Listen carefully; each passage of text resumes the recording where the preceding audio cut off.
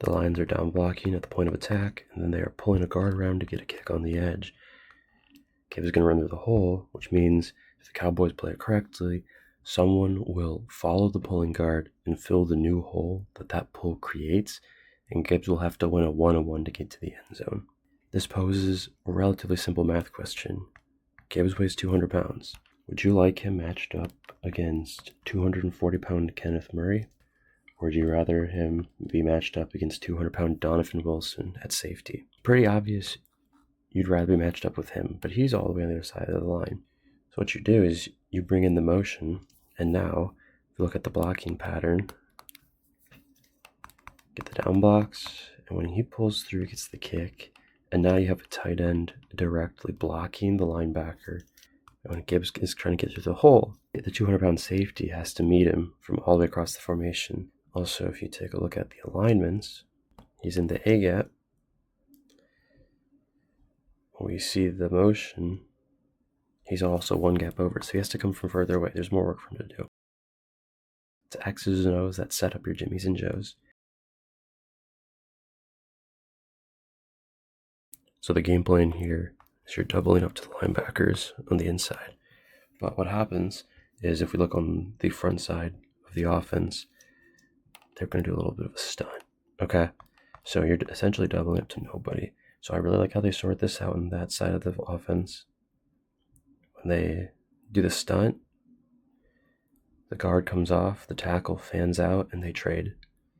And now they've created this wall. So even though Dallas is still successfully taking away the front side, the cutback is ultimately the deadly part of the play anyways. Right here, this is a win by the defensive lineman. But what happens, he's worried about the boot action, and that frees up Gibbs to cut up field freely.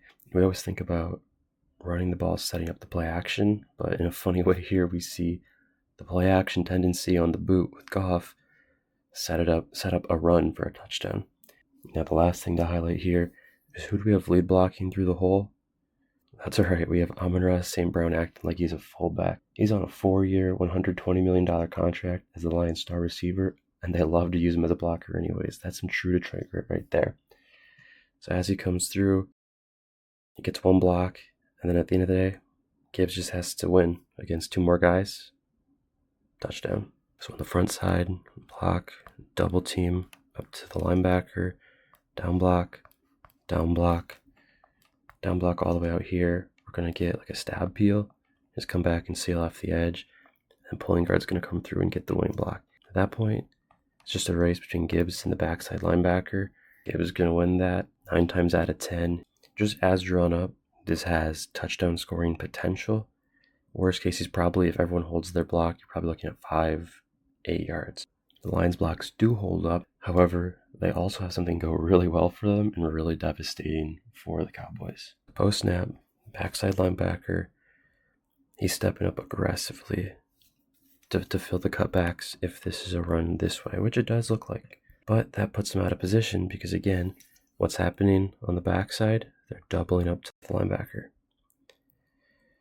That makes it really easy to wall him off. I want to highlight this right here. This is Ross Dwelly. I believe he's the 3rd string tight end due to injuries. Put him on the field pretty consistently this season. Look, he doesn't engage right away. He doesn't over pursue. He knows he has the leverage. And as the linebacker bails, he mirrors and he makes the contact, maintain that leverage. What's he rewarded with? A 2-for-1 block as they pick each other.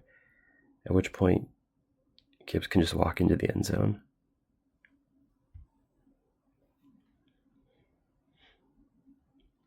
And just like that, 47 total touchdowns in his first 3 seasons, tying up Barry Sanders.